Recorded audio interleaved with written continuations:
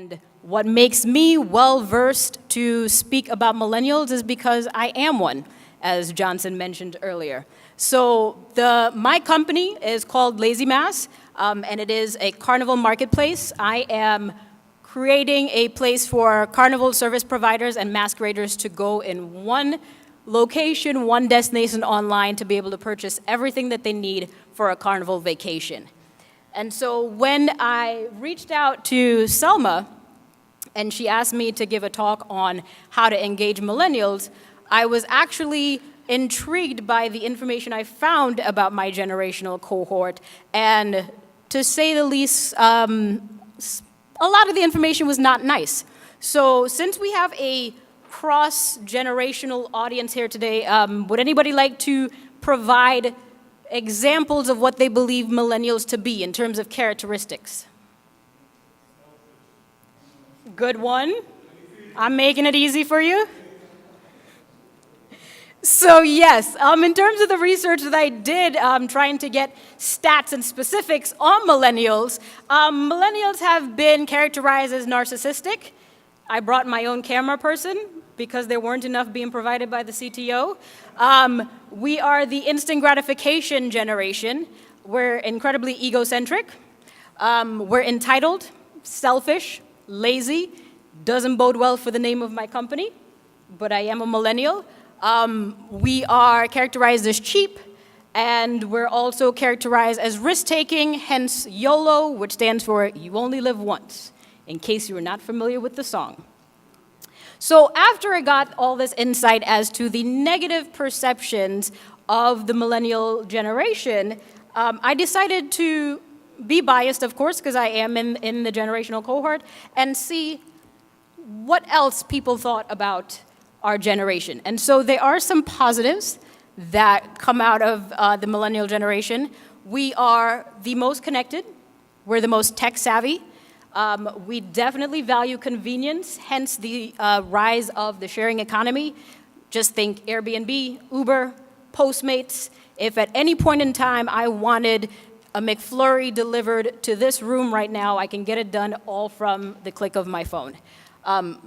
The millennial cohort is also the most liberal, the most racially diverse and tolerant cohort, as well as digital nomads. Because we are constantly surrounded by technology, information is easily accessible to us, and therefore we value different things that other generations may not have. We definitely value work-life balance that may not have been available before.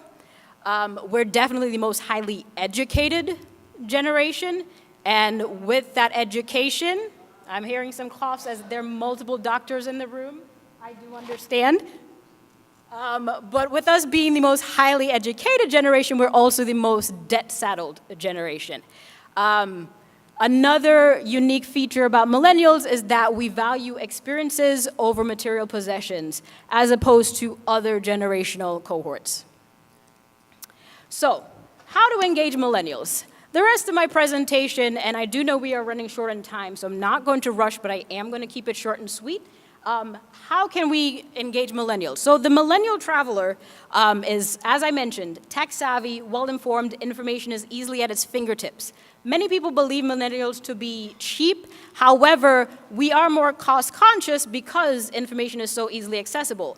I can not reach out to a travel agent, specifically call, find out, and book a trip, but I can go to an online booking platform, verify different prices, verify different rates, and that's why we've seen this rise in aggregation tools, such as Kayak, Skyhopper, Booking.com. All of these tools were put in place to service the millennial generation and others by putting information at our fingertips, allowing us to make better decisions.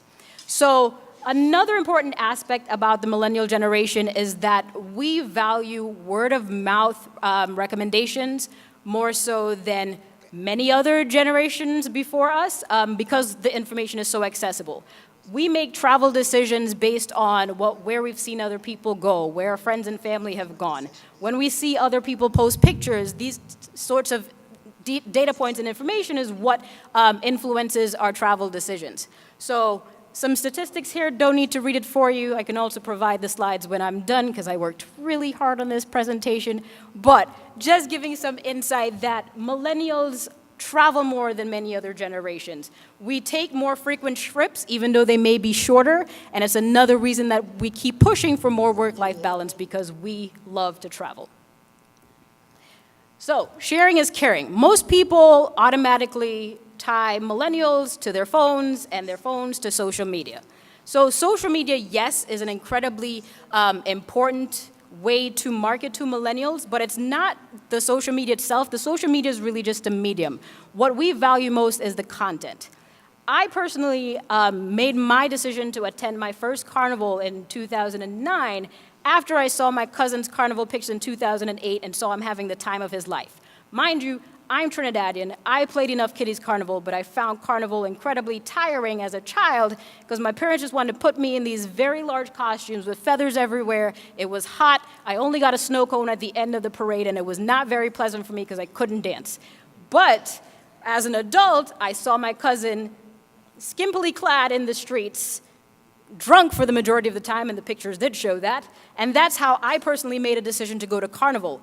And I can attest to this detail in regards to the majority of my clients find out about carnivals, not just Trinidad, Barbados, Jamaica, pretty much every island in here has a carnival. They find out about it from a friend or a friend of a friend. Somebody went, somebody experienced it, they said it was the best time they ever had, and that's how other West Indians and even non-West Indians decide to make the decision to travel. And so that's a very important part in regards to engaging millennials and how we make decisions. We want to see other people doing it. We want the recommendations from our network, and sharing is caring. So that's why social media is a really important piece for us, because the content that's being shared is how we make travel decisions. So convenience is key. As I mentioned, I can have ice cream, liquor, pretty much anything I can think of delivered here with my cell phone. And so for millennials, if it's not convenient, we don't want it. What millennials value is the ability to have things easily accessible, make it incredibly convenient, and so that's something to keep in mind when you're trying to engage this cohort. Is information easily accessible? The idea for my company came about because I went to Carnival in 2009 as an adult, and then when I brought two friends, because of course they saw my pictures, I realized that it was exponentially harder for me to plan a trip for 2 people, then 4, then it turned to 25, then it ended up being 100, and now I service 500 clients a year in regards to going to Carnival. And so for me, Lazy Mass really came out of the idea of making information easily accessible for foreign nationals, locals, and people that have never even touched a carnival, heard soca in their life, putting all the information online, making it easily accessible, and allowing them to book everything they need for a vacation in one place. So as the statistics show, most millennials are incredibly happy if they're able to book their trip online and they don't need to engage with a single human being, which is kind of counterintuitive to the West Indian personality, because we do like to engage with others, we do like to talk to people, but the millennial generation is really showing us that the more convenient, the easier accessible things are, the faster we are to book. And so that's just something to keep in mind when you're trying to reach this cohort. Ego vacation. So this was actually coined because of the millennial generations.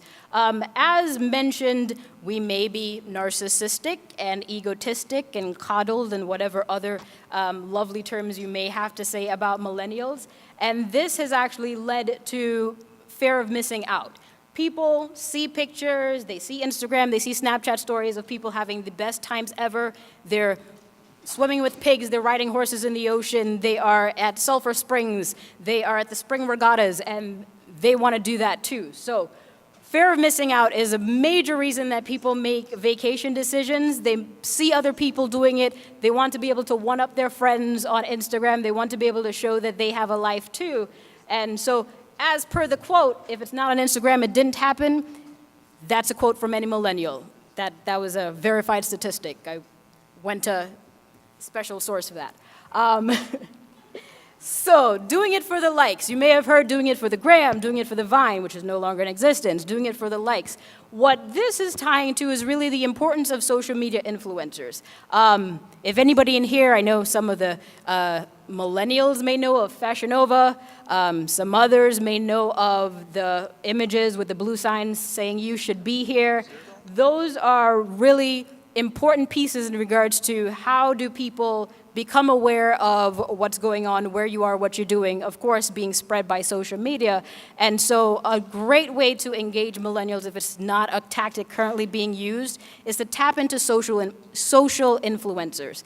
And that can be anything from soca artists, my personal favorites, Bungie Garlin, Marshall, if you can get them to do that. But tap into the models, the carnival nistas, because there are many, the carnival chasers. Tap into the influencers locally and even foreign. Invite them to your countries so that they can share their experiences and, of course, get other people to make the exact same decision to come and visit your destination. So just another tactic to further engage millennials to get to travel to your specific destination is tapping into social media influencers. And selling local. So a unique feature, well, not necessarily unique, but it's something that we value more.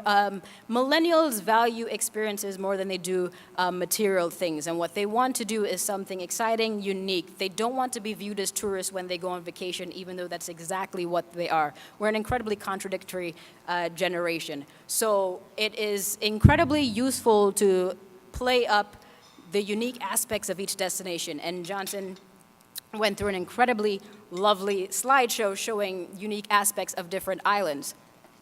Everything within that lovely sounding flip side is something that can be played up as to creating Instagrammable moments. Millennials definitely want unique experiences that they can Snapchat, that they can take images of, that they can take video of and share. And we're certainly, excuse me, in no shortage of sun, sea, and sand, and everything else unique that our destinations have to offer. So utilize that when targeting millennials.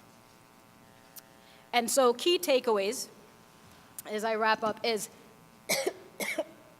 excuse me, I'm just gonna go backwards because it's something different. Definitely leverage technology and make sure that information is easily accessible and online. Millennials value convenience and accessibility. And, thank you. And in regards to social media, content is key. We really value our personal network's opinion as opposed to other marketing messages and inauthentic messages. Utilize social media influencers. It's a great way to tap into the millennial cohort and play up your unique local experiences. So, as I've been given a glass of water by Johnson, probably prompting my time limit, I would like to thank you all today for listening to my presentation, and it's now the segment where we ask a millennial. That's the Q&A portion, by the way. I think we are kind of the only millennials in the audience. So with my colleague, we are working for the tourism board of Martinique. And you talked about how the millennials are receiving your offers, but how could you say that our generation is promoting destinations? How millennials are promoting destinations of hashtags is an easy way to track it. For me, especially in my microcosm of Carnival, it really is tracking information based on customer feedback. So I reach out to all my clients that have utilized my site. I am a part of numerous different Facebook groups, WhatsApp chats, Slack channels. If it's Caribbean related, I attempt to find it and participate in it. And so that's really how I have a sense of how our generation is promoting like Caribbean destinations. Another thing that I'm looking to do, because my background is in digital media and technology, is trying to find a way to aggregate this information so that it can be used by tourism departments. How many people or how many millennials in this cohort are coming for carnivals? How many are traveling here? What do they like to do? What are the different activities that are better suited to them? So starting with Carnival and trying to expand to festivals in general around the Caribbean, that's a way for me to compile data, which many people may not want to admit to then be able to utilize that to better target messages to millennials. You've talked a lot about Carnival and, by extension, entertainment.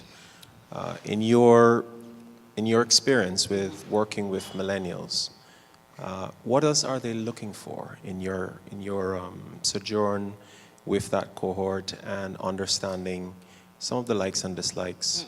What have you found that they are most interested in or is looking for in the Caribbean that they have not been able to put a finger on? Got it.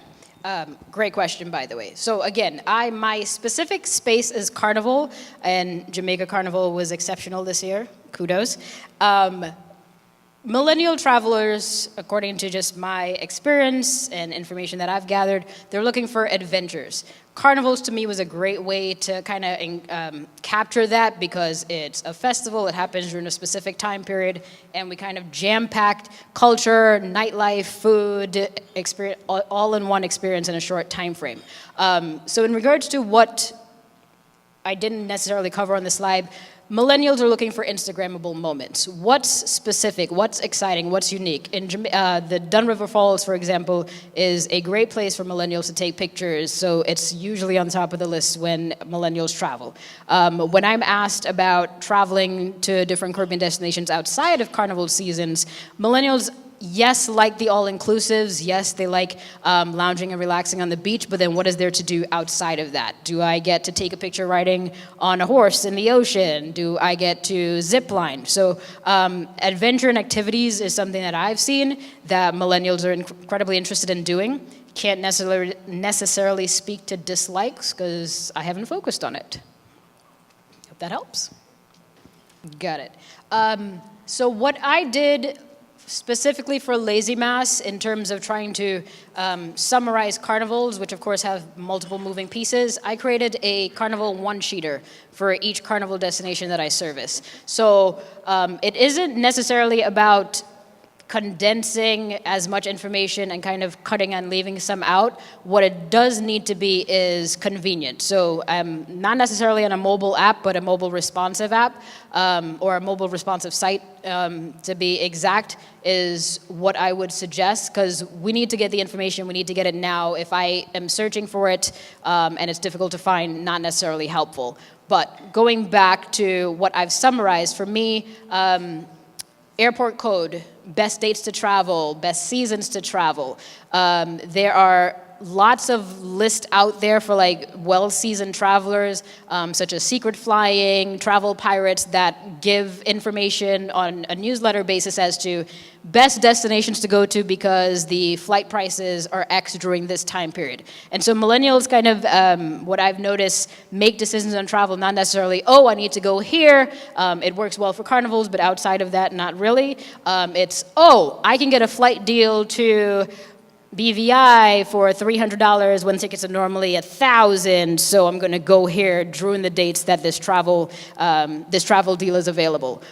We utilize Google Flights is incredibly helpful in terms of, hey, I know I want to take a vacation in November around my birthday. Where's the cheapest place I can go to? And then I'll plan everything else around that. So that's really what I meant in regards to information being easily accessible. It's like, oh, flight deal, got an email alert. When should I go? These are the dates that it's available. What should I do there? Let's find out. Hashtag search. What is everybody else doing? My picture can be better. Let's go for it. That's really how I make vacation decisions. Soca Viking. Casey's watching. So what does Bungee Gallons say to you that will cause you to react and respond and say, I'm going to go to Dominica or the BVI or Grenada or Trinidad for that matter? Got it. So I used Bungie as an example just because he's my favorite soca artist. So again, Bungie, if you're watching. But in general, social media influencers are tantamount or important in my sense. So for example, I was scrolling through Instagram at 1 a.m. because I couldn't fall asleep, and I saw a bikini that I thought was cute, and the young lady wearing the bikini was at Dun River Falls. I'm like, hey, when I come to Jamaica Carnival, I need to find a way to get there. And it really was, for me, it was a matter of, I not only decided where it is I wanted to go, the bikini she was wearing I thought was cute. She happened to be a social media influencer promoting Fashion Nova, for all the young people that know about that. And so I made a decision to visit a destination on a trip that I already had planned. I also purchased an item all based on a social media influencer that came across my Explore page on Instagram because, so many people engage and interact with their page in general or their content. So for me, pinpointing social media influencers, for example, Marsha Montana right now is incredibly into spirituality, and I was like, oh, maybe I should look into yoga because I see him taking pictures on beaches and posting spiritual quotes, and he's a very rich soca artist. Maybe I can get there. So it's with unconsciously making decisions about my life based on things that I'm simply scrolling through within seconds. So that's why I pinpointed social media influencers, because I know there are many others like me that do the exact same thing. But they do cost, the influencers. They can and cannot. So you can, if you are a rising influencer and you can get free products, a free trip, there's many that will do it without cost. I mean, I don't know a millennial that would not like to take a vacation to a Caribbean island during wintertime in New York City. Hint, hint, Caribbean islands. But that's an interesting dynamic you just raised here. You follow Marshall. Mm-hmm. The last time I checked, he was not a millennial. Or is he? He is not. However, social media influencers don't need to be millennials. That's the question I needed to ask. There you go. That's where I was going. You follow a social media influencer. It doesn't matter whether the person is millennial or not. That is correct. But does it help if the person is millennial? For me, it depends. For me, an artist like Marshall, he's older. He's something to aspire to in regards to mastering his craft, being, prominent in his space. If there's someone younger than me that I, aspire to look like them. For example, I am now on a fitness kick, and I feel like scrolling through Instagram fitness videos of somebody else working out is enough workout for me. So it really all depends on what I'm aspiring to and what they're promoting that I would like to have. Okay, so give me 5 words, a 5-word sentence, no longer, that every director of tourism here, every marketer here, everyone sitting in the audience here can take back in terms of reaching out to the millennials. So Colin Piper wants them to come and get half drunk and paint. Or is it sip and paint? Sip and paint. That's what it is. Great concept. Okay. Especially in a paint Caribbean or island. whatever it is. So what is that brief sentence you can summarize so they can leave with? And, okay, you can make it 5.5. That's all right. Or 6. The struggle was getting to 5. Okay. Or 4. That's better yet. Yeah, I can't make it about Carnival. What I would leave with... engage millennials where they are. Thank you. Thank you very much. Engage millennials where they are. 5 words. And I made it to 5. 5 words. Thank you very much, Tina. Ladies and gentlemen, let us once again